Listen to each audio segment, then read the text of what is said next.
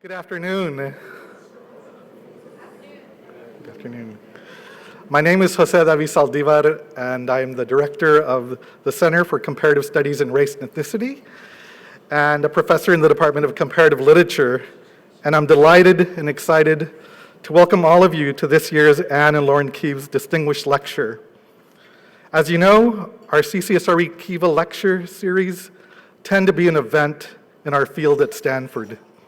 The field being not only comparative studies of race and ethnicity in America, but also multiracial studies impinging on America and the world. The Kieve lectures have impact, they create and cause discussion, and provoke debates. And of course, all great things that we like to do. Each year, our center brings to Stanford a notable scholar, writer, or public intellectual, sometimes they're all in the same person, to deliver a lecture pertaining to vital issues relating to race, ethnicity, and culture abroad. The Anne and Lauren Distinguished Speakers Fund endow this lecture. Anne and Lauren hope that the lecture will help us think through public issues related to the place and space of ethnicity, culture, and race. I'm delighted that Anne and Lauren Kieve and their guests are joining us this afternoon, and I'd like for them to stand and so we can acknowledge them.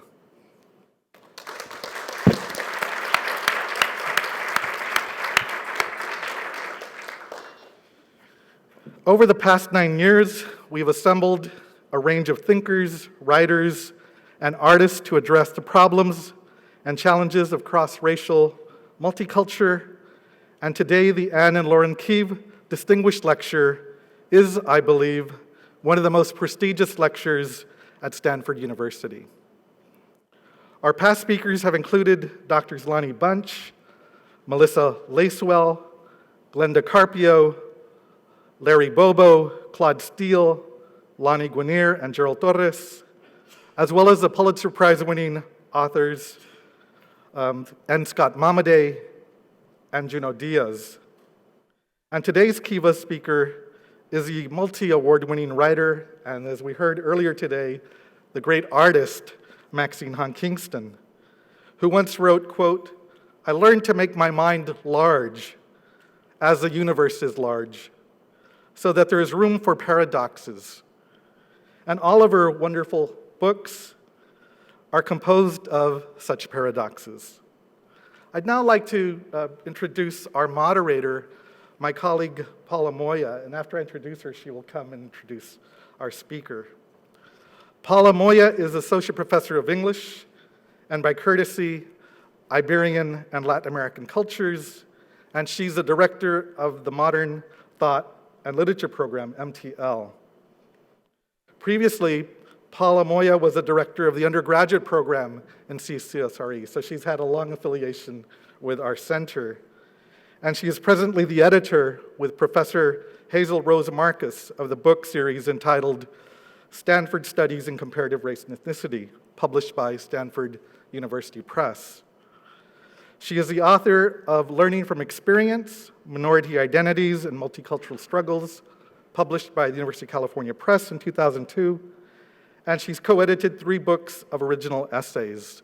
The first called Doing Race, 21 Essays for the 21st Century, that she co-edited with Professor Marcus, published by W.W. Norton in 2010, and Identity Politics Reconsidered, published by Palgrave in 2006, and the third entitled Reclaiming Identity, Realist Theory and the Predicament of Postmodernism. Professor Moya is finishing a book entitled The Social Imperative, Race, Close Reading, and Contemporary Literary Criticism. And as I said, it's a real honor for me to introduce Paula and to welcome Maxine Kingston to Stanford.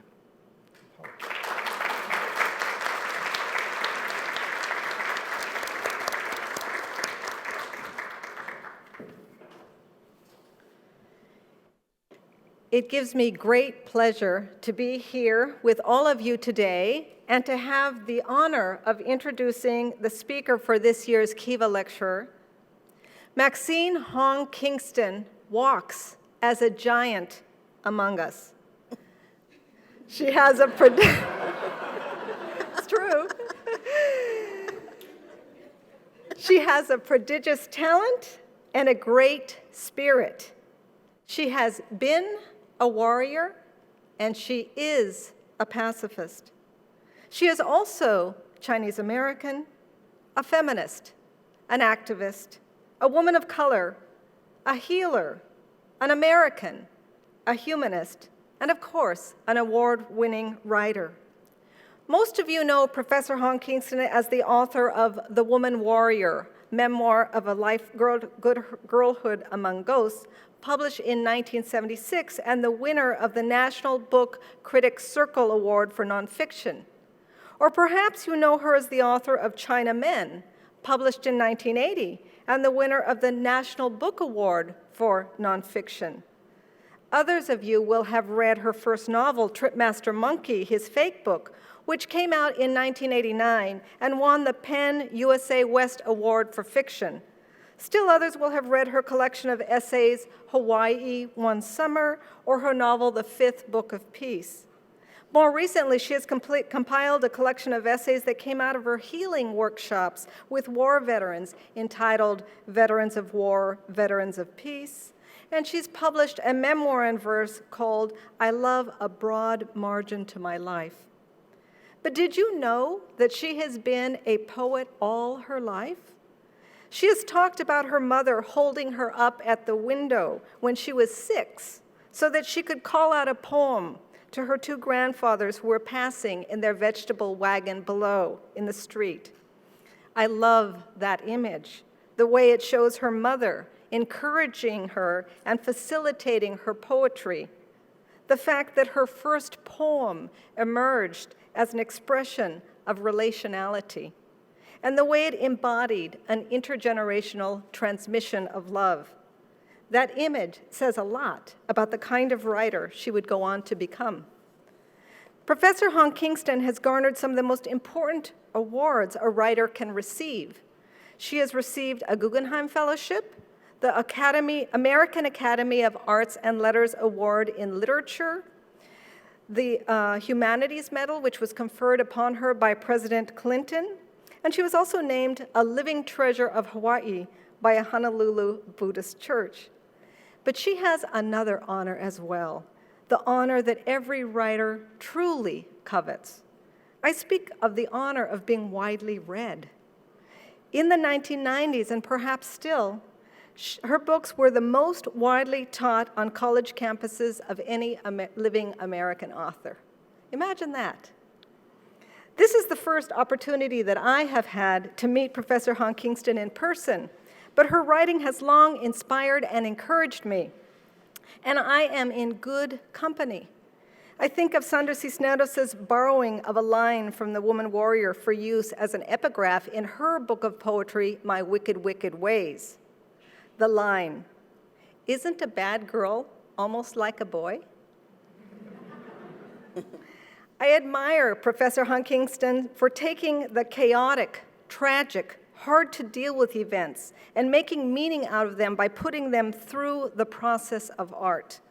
By looking full face and by encouraging others, such as the war veterans with whom she has worked, to look full face into the raw human event and then transmute it into something meaningful by pushing it toward form. Professor Hong Kingston helps all of us learn to live in this often painful, yet sometimes beautiful world. I won't delay us any longer, but will instead turn over the program to the one we have all come here to listen to today. Please join me in giving a very warm welcome to our honored speaker, Maxine Hong Kingston.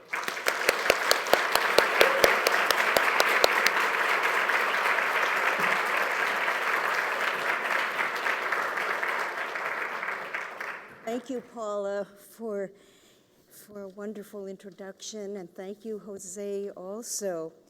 Before I begin, you know, there's 3 seats up front here. That was the one I was sitting in, so for people in back, come on. And there's 2 seats over there.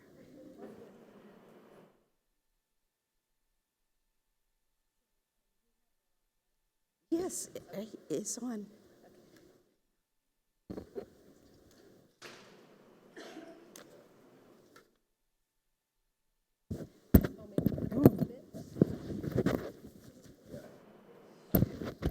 but then my dress looks funny.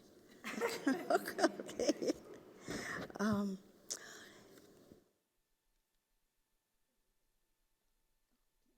Maybe we could put it on like this one. Yeah. Brought mine. Okay. Okay. Okay. Now I sound a bit louder, right? I'm going to I'm going to read to you a paragraph at the beginning of The Woman Warrior in which I ask some questions that begin my thinking and my in wording life. Chinese Americans, when you try to understand what things in you are Chinese, how do you separate what is peculiar to childhood, to poverty, insanities, one family, your mother who marked your growing with stories from what is Chinese? What is Chinese tradition, and what is the movies? So those are a child's questions, but I've worked on those questions my whole life. And in a way, they guided me to the writings I've done ever since. Now, there's a character that I made up, Whitman Ah Singh, and what he wants to do is, he wants to be the first hip Chinese American. And he said that race and ethnicity are low karma problems. And so he doesn't want to address them at all. And so I'm going to read to you a scene in which Whitman brings his white girlfriend, Tanya, to meet his mother. The reason he thought that this questions of race and ethnicity are low karma is that it's like equality is self-evident. And so there's not going to be any interesting discourse that's going to come out of it. So I want to show you, I want to see what happens to him when he brings his white girlfriend to meet his mother. Now, I wrote his mother, I made her up as a really cool woman. And her name is Long-Legged Ruby. And the reason she has that name is that she was a showgirl at the Forbidden City in San Francisco. And I made Whitman a fourth and fifth generation American. Fourth generation on his mother's side, fifth on his father's side. And this is my fantasy of escaping from being a FOB. And maybe if he's been in America for so long, there's a chance of being hip and cool. Okay, so here's the scene from the Tripmaster Monkey.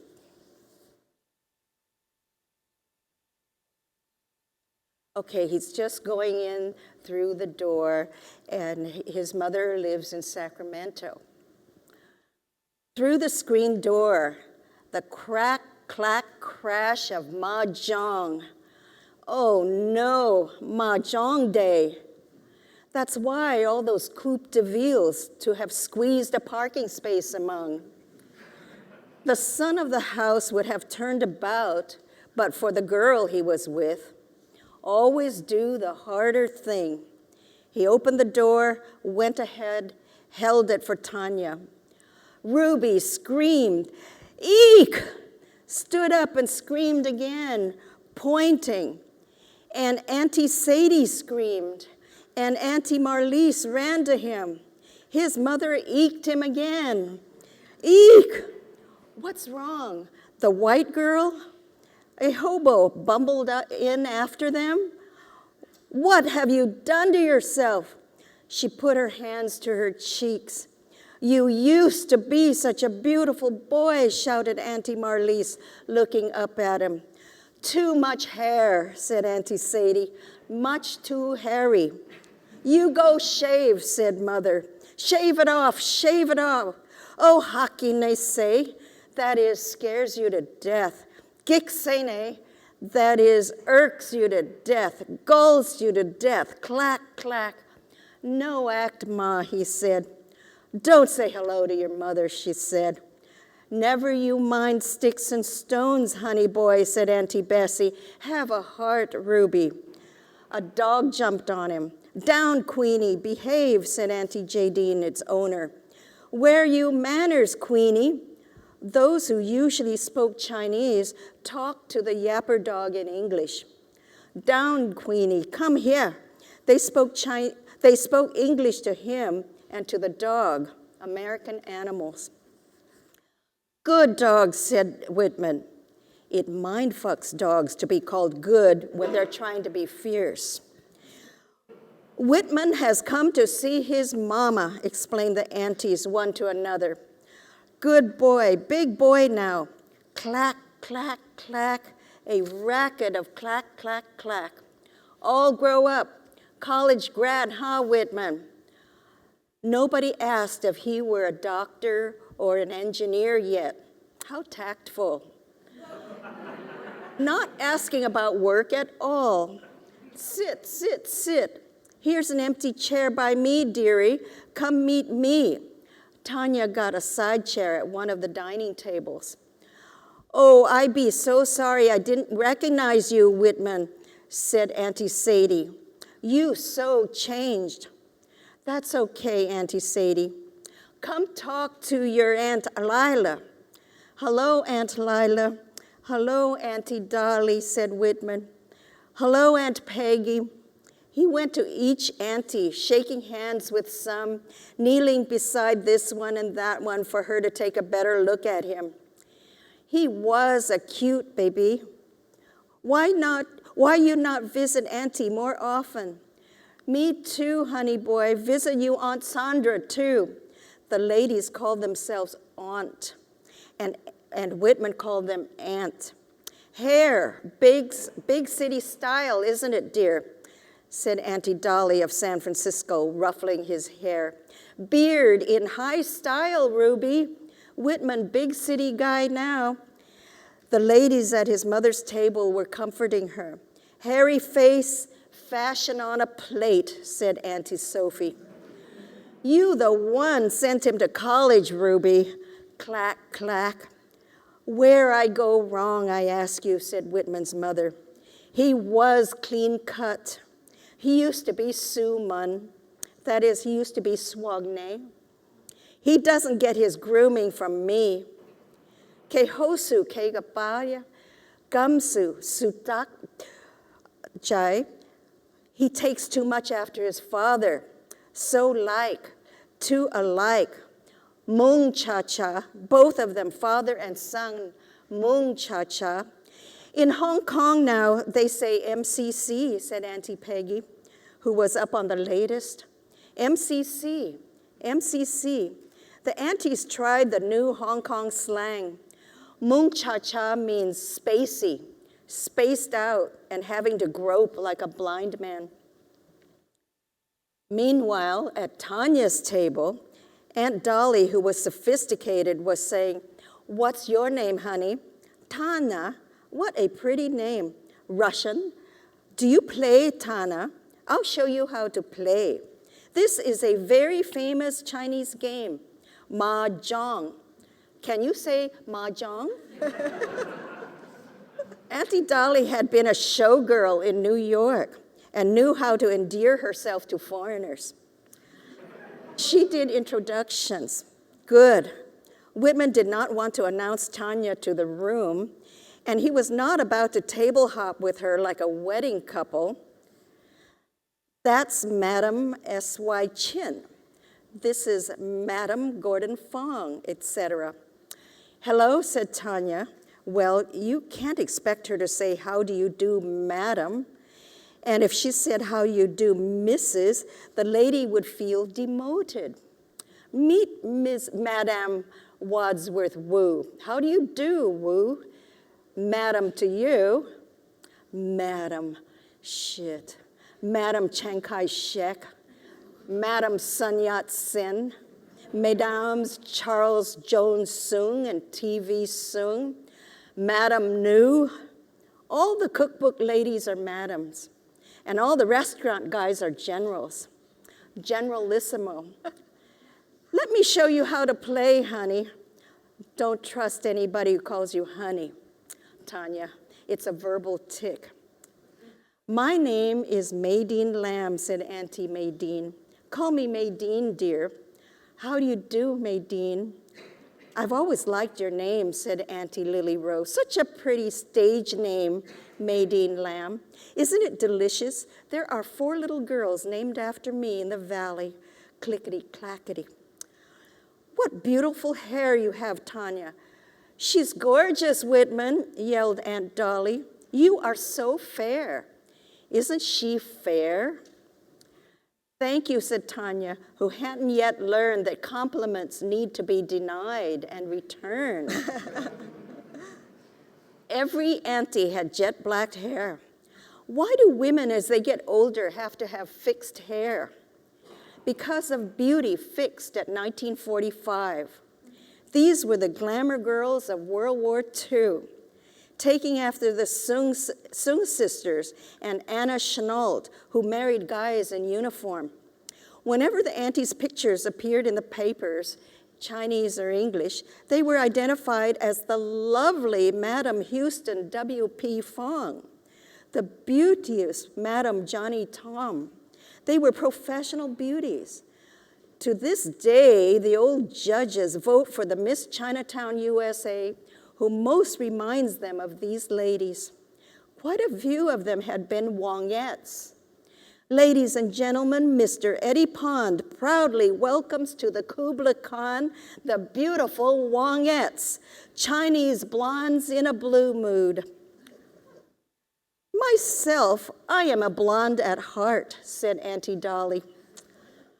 "Don't you look askance at her, Tanya, with your sanpaku eyes, or else I'm getting a divorce." Chow, pung, kong, action. 8 10,000s, mahjong, clack, clack, mahjong. "Whitman, over here," said Ruby. "Coming, mother," said Whitman. He stood behind her to look at her winning hand. "Talk to Sinai here," said the mother. "You enjoying the game, Sinai?" he said to the lady, whom he had never met before. "Oh, how well behaved," said the Sinai, the lady. "So doc-y, and such good manners. Most boys with beards are bumhow." "He doesn't have to call me Sinai. You call me Auntie Whitman." His mother spoke sotto voce in Chinese. "Who's the girl?" "My friend, a good friend," he said in English. One shouldn't speak a foreign language in front of people who don't understand it, especially when talking about them. Don't add to the paranoia level of the universe. Serious? Sure. How serious? Serious, okay? Gary Snyder had gone to Japan to meditate for years and could now spend 5 minutes in the same room with his mother.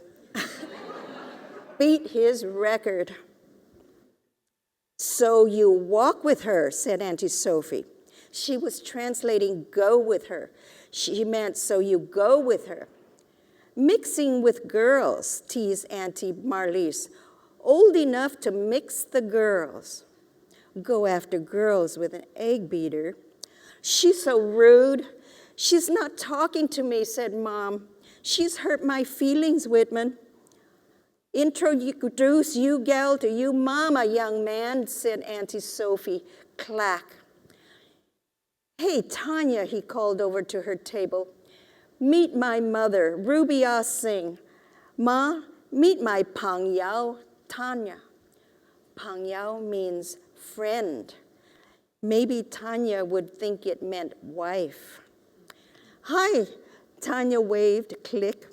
You aren't growing up to be a heartbreaking man, are you, honey boy? Said Auntie Lila. Speak for your own self, said back-talking Whitman. She was a glamour girl, still raising hell at 75. She gets you alone for a moment, she'll confide her romance. Honey, this entree news is on the QT and must go no further than this very room. My beloved is a Saiyan. He's 55 years old and so distinguished. All his clothes are Brooks Brothers. My Saiyan lover is offering to divorce his wife for me, but I don't want to be married. Monday, Wednesday, and Friday are enough. A Saiyan is a Western man, which isn't correct. We're Westerners too. UC, state-run public school, does not teach them to present themselves socially, Auntie Jeannie was explaining. She was an authority on higher education. A son at Harvard, a daughter at Wellesley, where the Soong sisters who married Sun Yat-sen went, another son at Princeton, the baby daughter at Sarah Lawrence. As I said to Mei Ling Soon, Ivy League, the A #1 all around. They learn how to make money and they learn to go around in society. Very complete. The cruel thing to say back to her is, what eating club does Ransford belong to? But you don't want to be mean to her. They will graduate and never come back. At UC, this one learned grow hair long, Mom agreed. Grow rat beard and go out with Bak Wai Noi. As if dating Las Gringas wasn't his idea, he had to be taught. You ought to see them there in Berkeley. Doi doi jack, yat doi yao, yat doi. Pair after pair of mixed couples. Jack, an article used with livestock. Doi, an article used with poultry. You meet my Whitman too late, Sinai. You missed out on one good-looking boy. You still got one matinee idol under the hair, Ruby, said Aunt Marlise. Cut it for your poor mother, Whitman. I remember when you were yay high. I used to change his diapers. You were dear, Whitman. He was so dear. Click, click. She gave them an example of dear. Her head to one side, a finger to her dimple, coy lady pose. The aunties smiled at him like he was going to act deaf any moment, for his mother at least. Do baby talk, act babyish, and bring out motherly love. Cut it off, Whitman, said Mother. Cut it off. I'll pay you. Clack. Just, said Whitman, just lay off of me. Cut me some slack. Let me be and let me live.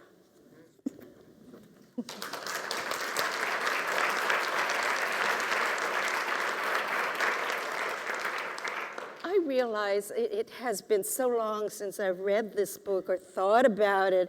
I realized that he had just married her. They're already married, but he's trying to pass her off as a girlfriend and as a friend. So, but I think you got that.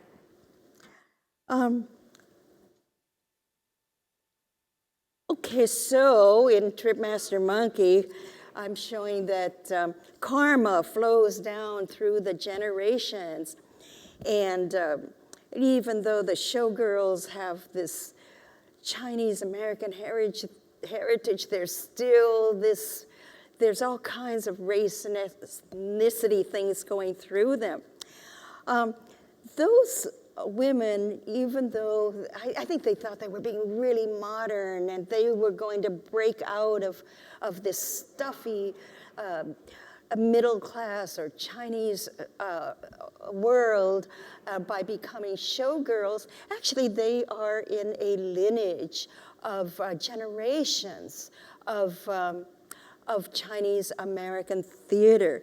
The opera troupes came from China to go with the railroad builders, and they entertained them up in the Sierras. And the descendants of those opera companies, the companies and the people continue to this day. And just today, just hours ago, at noon Eastern Time in Washington, D.C., the Chinese railroad workers were inducted into the Labor Hall of Honor. This is the first recognition of the Chinese railroad workers. So in honor of all that, I'm going to read to you some sections of The Grandfather in the Sierra Nevada Mountains.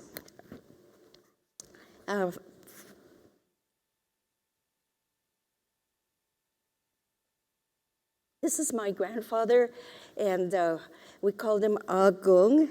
And the first thing he does when he's up in the Sierras was that he encounters the beauty of the place. The days were sunny and blue, the wind exhilarating, the heights godlike. At night, the stars were diamonds, crystal, silver, snow, ice. He had never seen diamonds. He had never seen snow and ice. As spring turned into summer and he lay under that sky, he saw the order in the stars. He looks up at the constellations, the Milky Way, and which is the river of heaven in China. And first thing, he is totally so homesick. And of course, he feels so good because it's the same stars, it's the same moon, it's the same sun that the rest of the people he has left behind are seeing. And as he looks up there, he tells to himself the really homesick story of the spinning girl and the cowboy, and they are separated by the river of heaven. But once a year, the magpies fly over and make a bridge, and they can meet once a year. And since the world is all connected, the magpies are also the birds that are in the Sierras. When he's up there, of course, they're working on the railroad for years, and also time seems to go so slow because you're trying to break through granite with a pickaxe. I want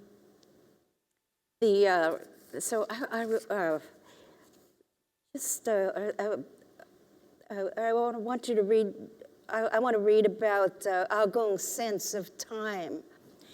After tunneling into granite for about 3 years, Agung understood the immovability of the earth.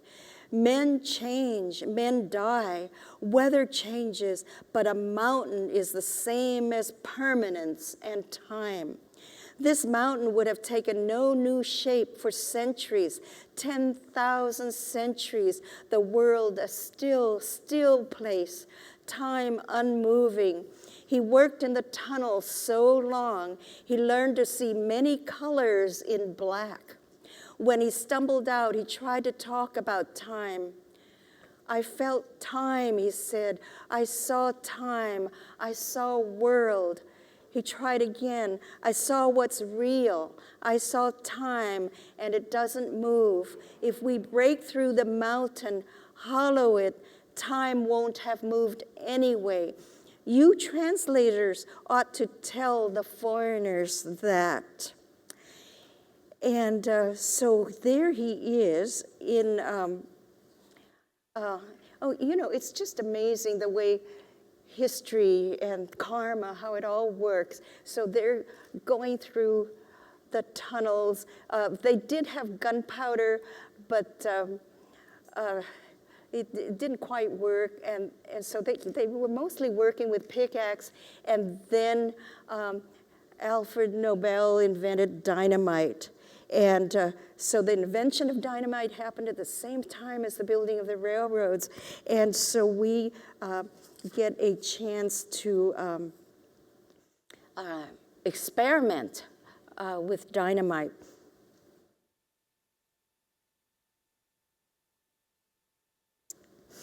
In the third year of pounding granite by hand, a demon invented dynamite.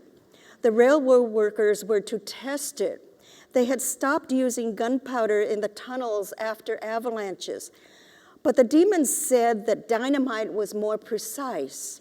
They watched a scientist demon mix nitrate, sulfate, and glycerin, then flick the yellow oil, which exploded off his fingers. Sitting in a meadow to watch the dynamite detonated in the open, Agong saw the men in front of him leap impossibly high into the air. Then he felt a shove as if from a giant's unseen hand, and he fell backward.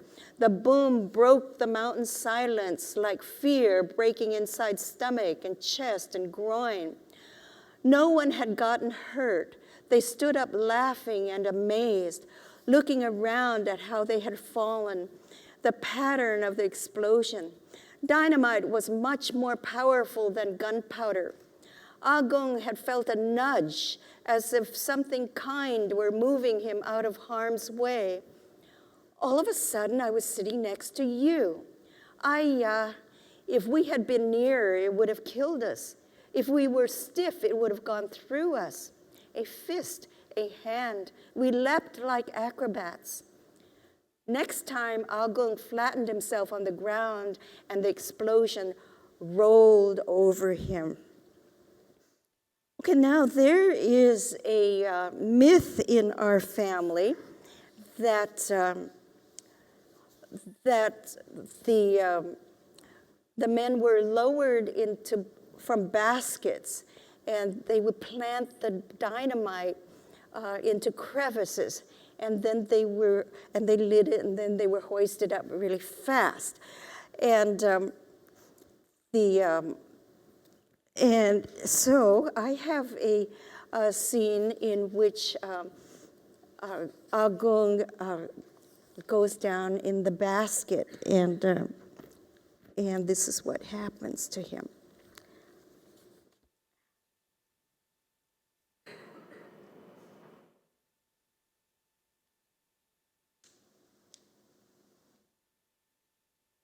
The men played a little.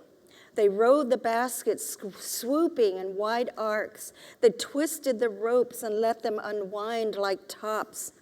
"Look at me," said Agong, pulled open his pants and pissed overboard, the wind scattering the drops. "I'm a waterfall," he said. He had sent a part of himself hurtling. On rare, windless days, he watched his piss fall in a continuous stream from himself almost to the bottom of the valley. One beautiful day, dangling in the sun above a new valley, not the desire to urinate, but sexual desire clutched him so hard he bent over in the basket. He curled up, overcome by beauty and fear which shot to his penis. He tried to rub himself calm. Suddenly he stood up tall and squirted out into space. "I am fucking the world," he said. The world's vagina was big, big as the sky, big as a valley. He grew a habit. Whenever he was lowered in the basket, his blood rushed to his penis, and he fucked the world. Okay, since I am always very high-minded, what I have in mind here is this is a big metaphor. These China men were not allowed to stay in America. They could not be part of this.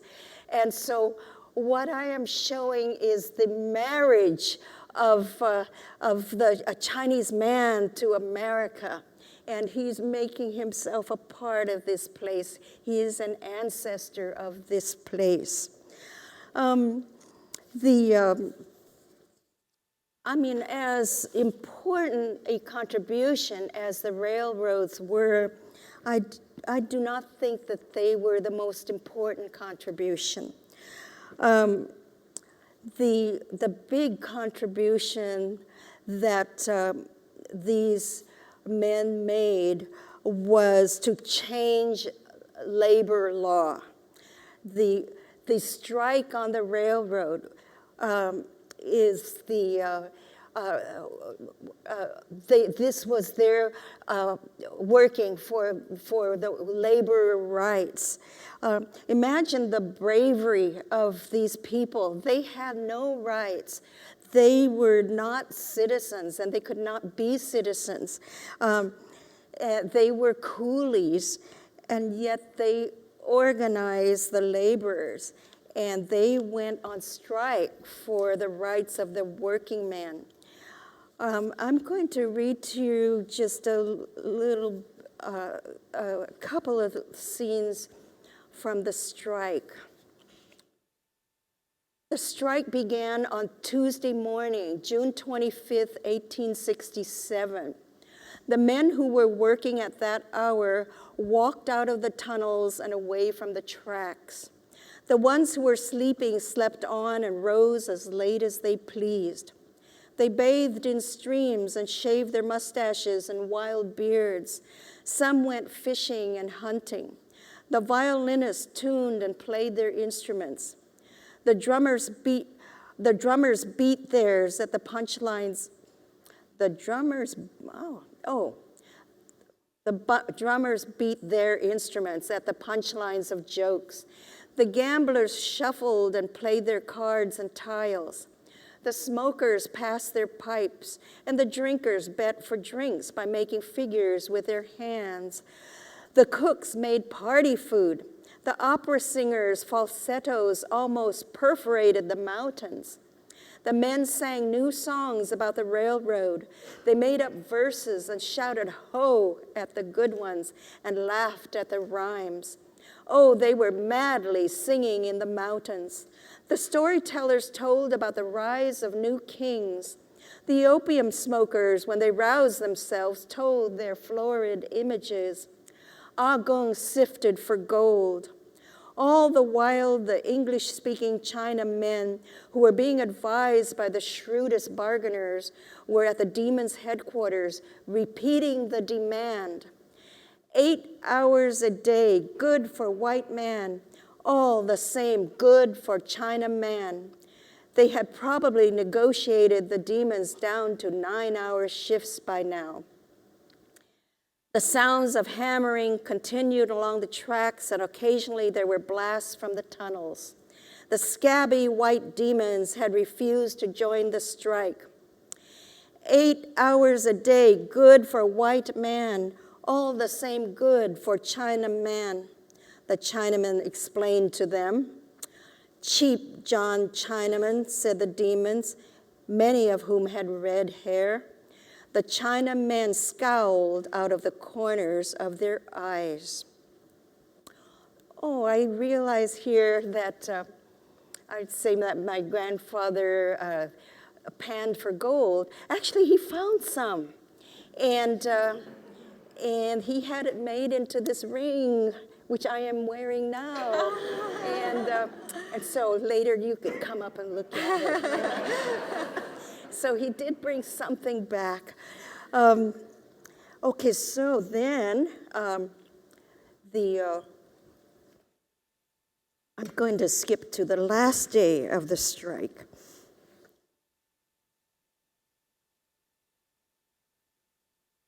The strike ended on the 9th day. The Central Pacific announced that in its benevolence, it was giving the workers a $4 raise, not the $14 they had asked for, and that the shifts in the tunnels would remain 8 hours long. We were planning to give you the $4 raise all along, the demons said, to diminish the victory. So they got $35 a month and the 8-hour shift. They would have won $45 if the 1,000 demon workers had joined the strike. Demons would have listened to demons. The China men went back to work quietly. No use singing and shouting over a compromise and losing 9 days' work. I get to the end of the building of the railroad, and then I have a scene where they're jumping and laughing and shouting, and then I had a little scene here during the strike where they're telling stories and they're telling jokes and they're laughing. I really make it a point to show that they could laugh because even as I was writing this book, which was in the 70s, beginning of the 80s, there was still the stereotype that Asians don't have a sense of humor, that Orientals don't laugh. I mean, that was just very. That was just something that was out there in the air. So this is why I just really made it a point to say that that they could laugh. Okay, so then today I wrote a haiku for the day, and here's how it goes. At 11 a.m., Agung entered the Labor Hall of Fame. No, that's not it. I got it wrong. I'm so used to saying, at 11 a.m., Agung entered the Labor Hall of Honor.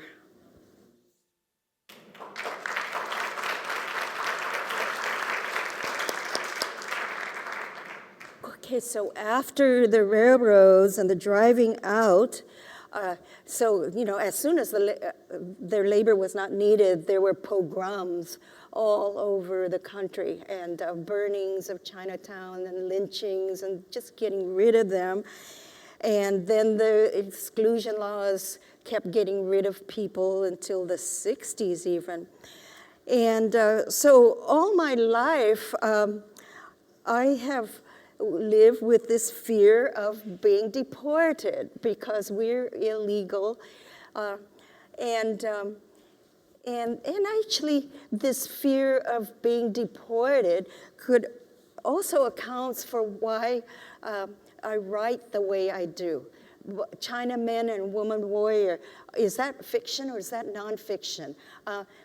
Nobody can tell, and I liked it that way. But I wanted to tell my family stories, but I was afraid that the immigration would read it and then deport all of us. And so I make many versions of how did we get here. And but now that both my parents are dead, I'm going to tell you how they really got here. So my father.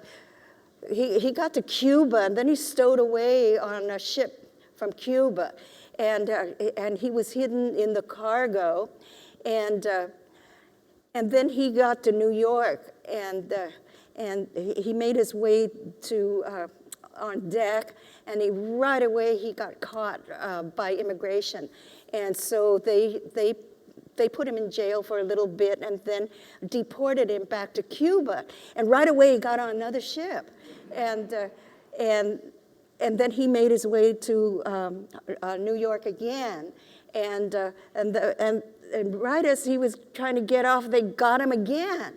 And they deported him again. And then he got on another ship.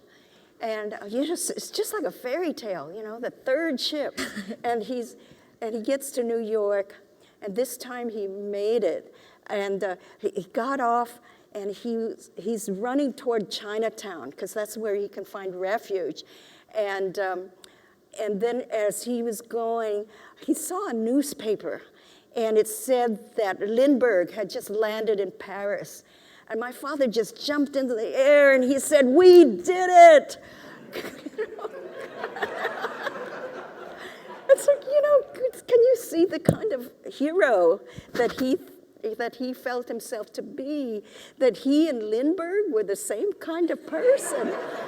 That adventure, the exploration. Okay, so then he spent, he washed windows on Fifth Avenue. He had a laundry. He was a gambler. So one day he was gambling with all his friends, and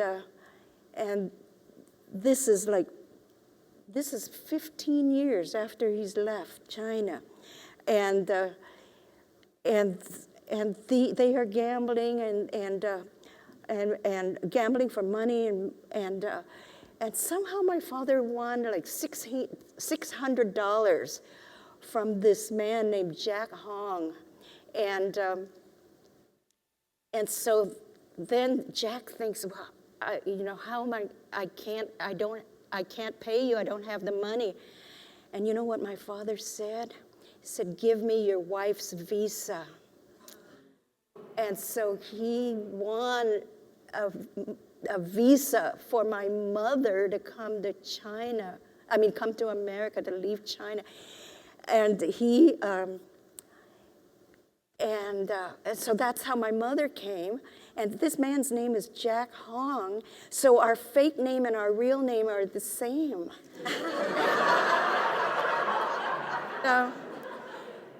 And I mean, don't you wonder what happened to Jack and when his wife found out? Okay, so that's why, our whole lives we're illegal aliens, and we always kept thinking we're going to be deported, and so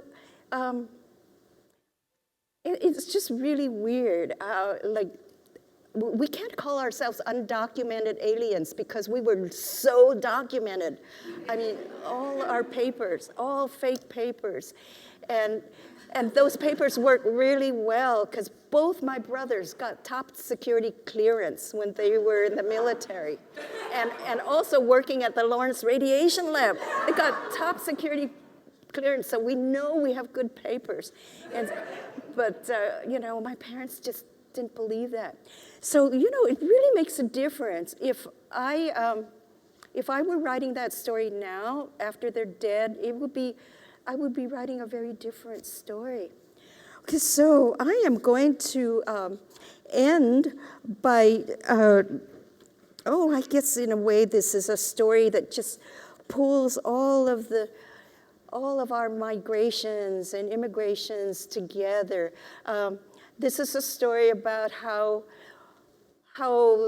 people are still coming, and not just from China, but everywhere, all over the world. We're all moving, and we're all coming here.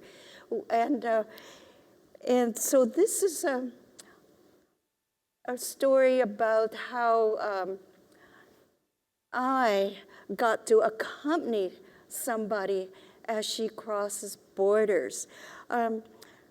This is part of my long poem, which I call "I Love a Broad Margin to My Life." This is a quote from Henry David Thoreau. He said, "I love a broad margin to my life." And by knowing Thoreau's life, how he liked to be living away from the main population, so he could be in nature, and so he can live deliberately and have a good perspective on how human beings are. But even when he is away in Walden Pond, far away in the woods, he hears music playing, and it's martial music, brass band and drums. And he says, "I am hearing my neighbors getting ready to go to war with Mexico." So you hear how the reverberations of that last to this day. This is why he refused to pay his taxes, and this is why he went to jail, because he did not want his taxes to go toward our going to war against Mexico. So when he says, "I love a broad margin to my life," margin also means borders, the crossing of borders, the being in borders.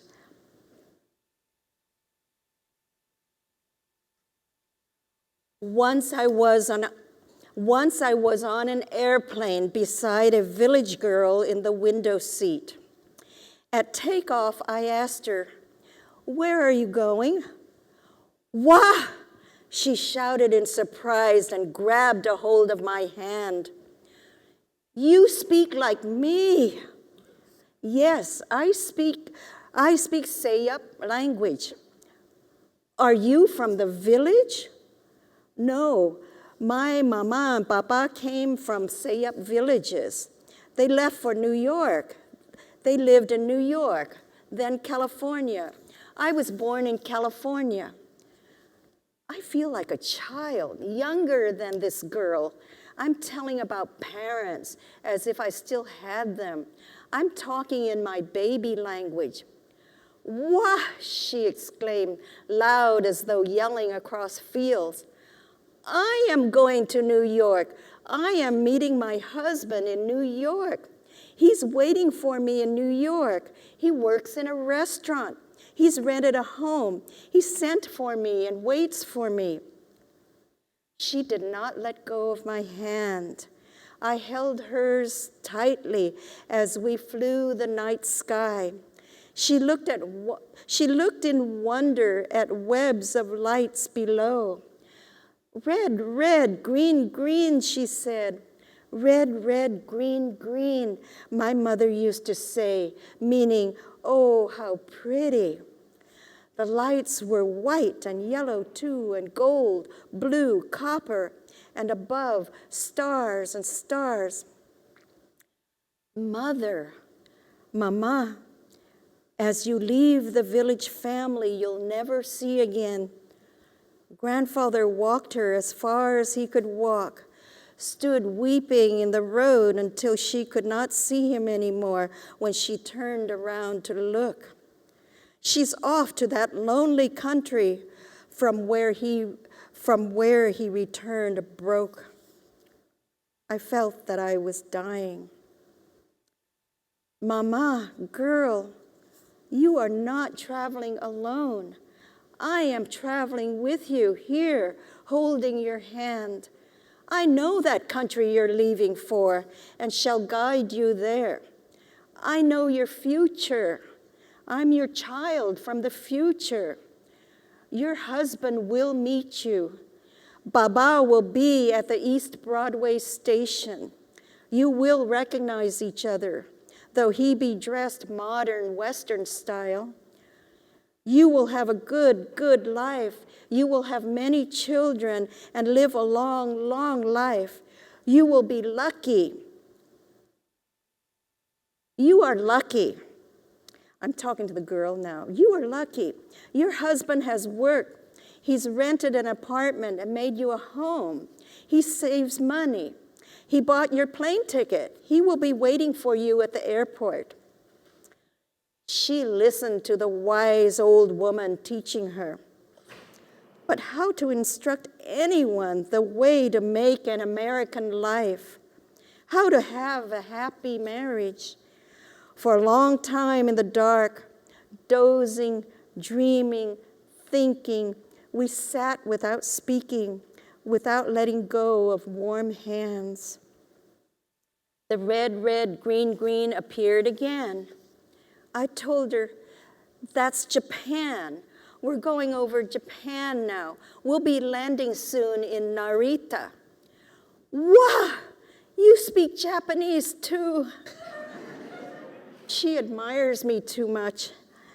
Inside the horrible confusion of the international airport, how can a mind from the village not fall to crazy pieces? I found a nice American couple making the connecting flight to New York and asked them please to take this Chinese girl to the right gate. She thanked me. She said, "Goodbye. See you again, Joykin." She did not look back. Good. Gotta go. Things to do, people to meet, places to be.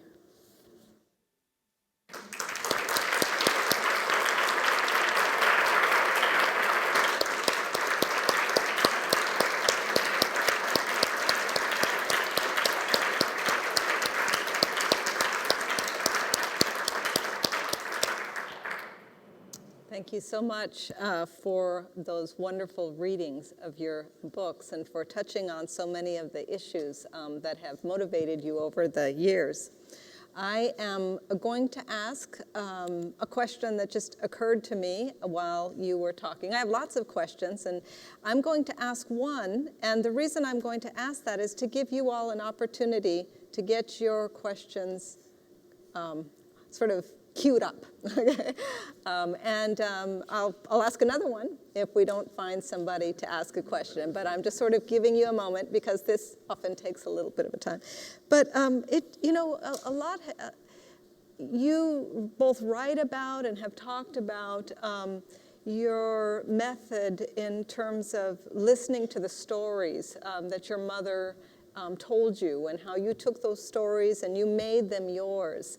And then, of course, so Woman Warrior came out of your mother's stories, your aunt's stories, and the two aunts, and Famulan, right? That ancestor, and you brought them and you made them yours. And then you wrote Chinamen, which was your grandfather's story, and these are wonderful. But as you were talking, and especially because you said at some point you referenced a myth, and you said there was a myth in my family. And so this is kind of weird, but do you do research at all for your books? Because that I haven't heard you talk about. So, and if you do, what kind of research do you do to fill out your books? I do very little research. I have done some research in order to verify some of the talk story. And as an example, I write about the Chinamen in Alaska, and there was a driving out in which they were put on a leaking ship, a leaking boat, and I can't remember, maybe 100 of them, they were put on a leaking boat and sent out to sea. And I think, wow, I mean, you hear this in Talk Story, and the research is that I go to the libraries and I find evidence or news of this event. Well, what I found were diaries, I found newspaper things, and what I learned was that even though this is documentation, this is written, supposedly evidence, all the information is different. They were saying, well, the Indians did it, and they named the tribe, which Indians, and they were wearing their war bonnets the way it was done. There's one that it was a rainy, sad day when this happened. And then another one, it was a bright, sunny July day. And they don't have the dates right, they don't have the weather right. And I thought, documentation is just as reliable as talk story. And then in all the talk story, I would find I would always find some kind of written information that would help. And of course, dates, I looked those up. But even, one thing that bothered me, like, how could a person of my age, I'm 73, how could I have a grandfather who was working railroad in 1865? One thing, a lot of people in my family lived to be 100. Okay, so you can work it out that way. I found out that the average Chinese who came through Angel Island was 16. I mean, these were boys that were sent out to do labor. And then another way, when my family talks story, they don't have dates, but then they would say somebody was born in the year of the tiger. Or they don't put it that way. They say he was a tiger, or he was a rabbit. And so that way I look up the the dates, and that gives me 12 years leeway.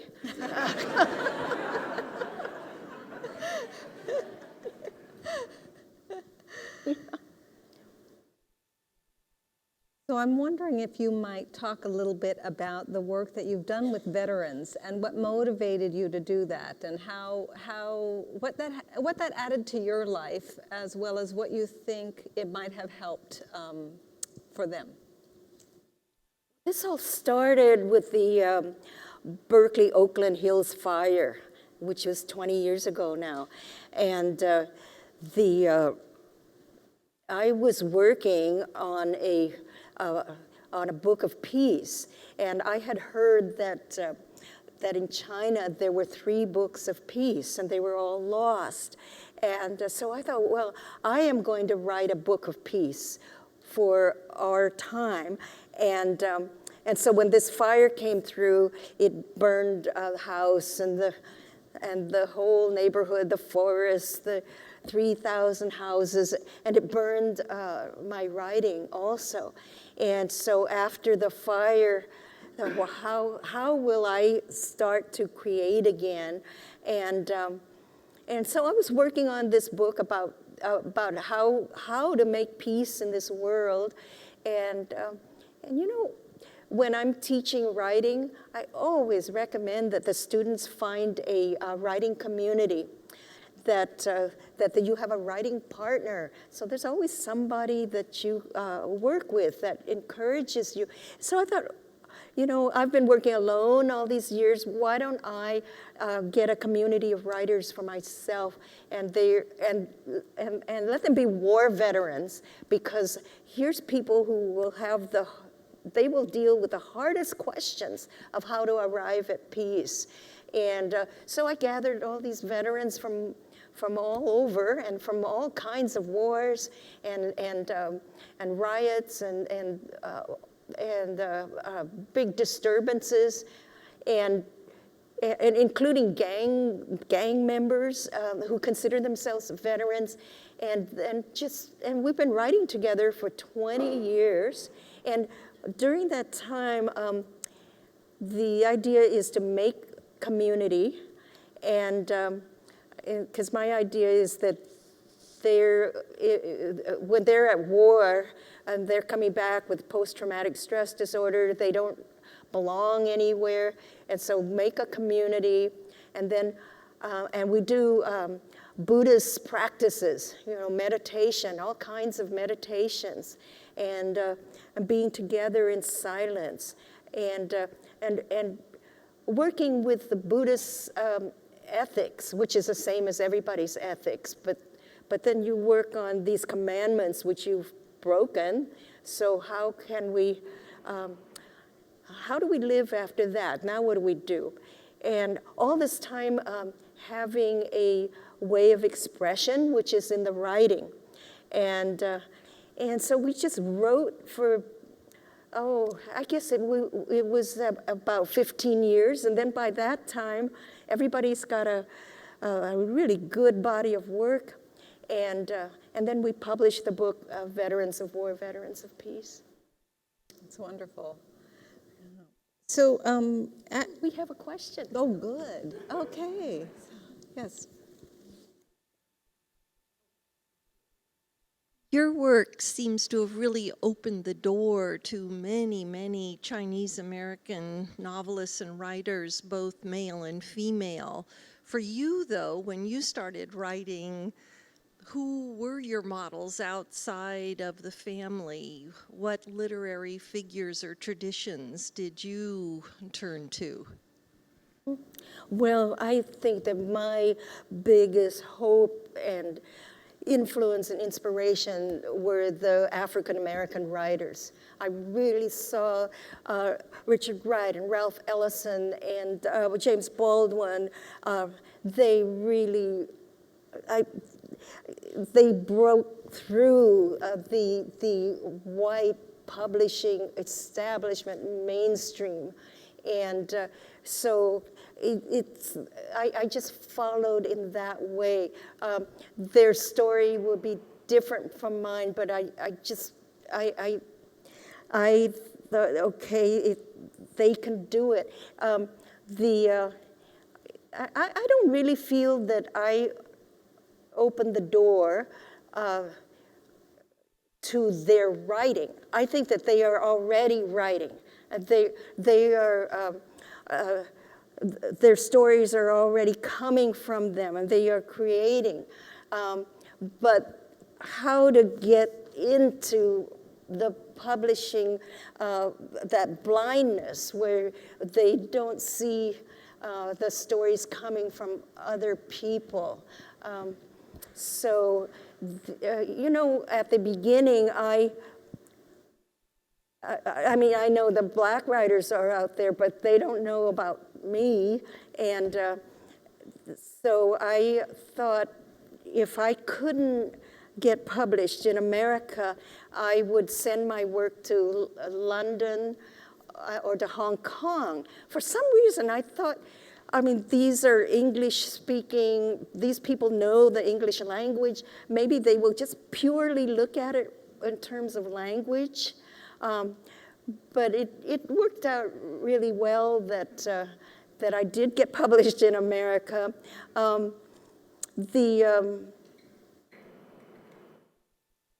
But even then, it wasn't there.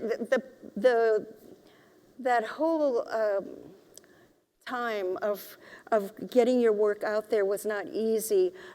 Even as late as Tripmaster Monkey, Amy Tan came out with her second book, I think, at that time, and the reviewers, they would just review one of us, because we got her, and so we don't need to review the other one. And so, and that happened a lot.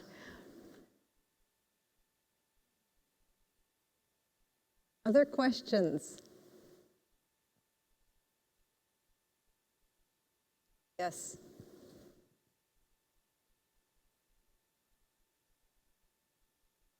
Thank you so much for reading those passages. I was really surprised, actually, by how much I identified and could relate to a lot of those things that you read in all the stories, actually. I'm a graduate student here, but I'm a first-generation Chinese American.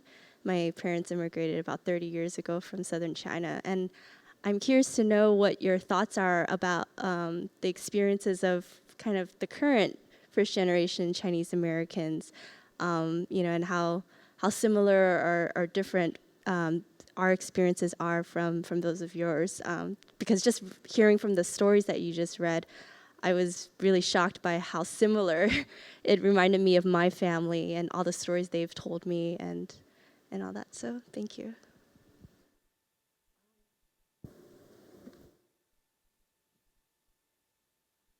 I find that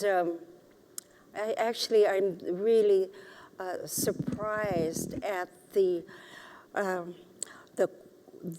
speed at which the young people, not even the first generation, but the ones who are coming over now, I am just amazed at their ability to survive and thrive. What I'm thinking about is Vietnamese boat people.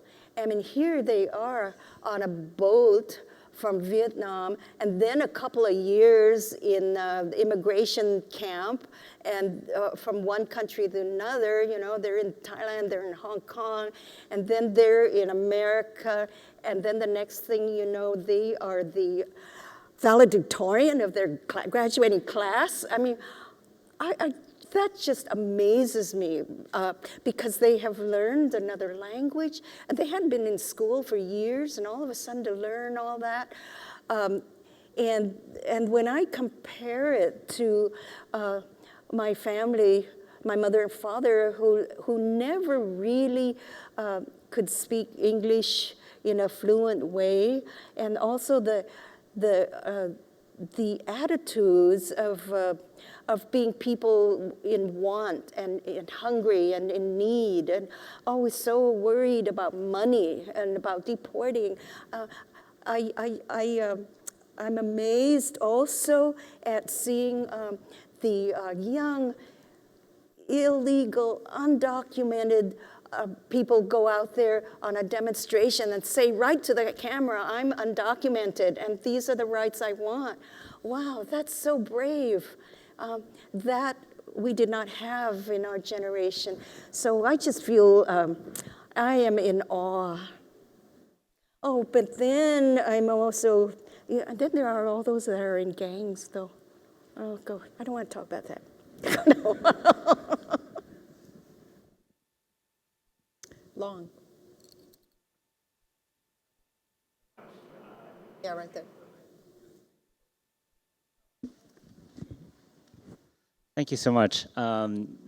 Your discussion of your work with the veterans and also the kind of work you're doing in a book like Chinamen makes me think about and want to ask you about whether you consider your engagement with kind of these historical traumas as a process of healing in some way, that when you are writing through these kind of painful episodes of history that you are engaging in a process of healing. And I thought about when you were saying how important it was for there to be laughter in those scenes and the railroads, about how not only was this pushing against a stereotype of Asians as being humorless, but also to kind of expand the portrait of these people as not just a series of victims of a trauma, but as these living people who had laughter and joy and all these other aspects of their life, as well as being part of something that was historically traumatic. And so I wanted to ask about if you thought your engagement with history is a kind of process of healing, and maybe what are some of the challenges or delicacies of trying to do that through writing? You know, when I work with the veterans, I never mention that we're healing. I mean, we are not here to heal because, you know, I'm not here to fix you, and we don't know whether you're going to get over this, anything that's wrong with you. I don't claim to heal anybody, nor do I say that writing, which is what the main thing that we do, I do not claim that it's going to get you, I don't claim that you're going to get published, and I don't claim that you're ever going to get anything out of it, nor do I say that it's going to heal you, because heal is it's way down the line, and what we want to work on is what's right here. And I feel that all of us needs to know what happened in history, and all the actual history, the mythic history, because we inherit all of that, and we are living it out, and we mustn't go, and also the all of that history, they are our wealth. We are rich because of that, and we are. That is the karma that we are here to live out, and to continue it, or to reconcile it, to learn from it. So all that, of course, all of it goes into making a really good story too, and then when you write stories, of course, you want to write a full person, and a full person also laughs and plays, and I also want to tell all these immigrations. I mean, aren't there some people who just emigrated for the fun of it? I mean, it's not all desperation, and so it's.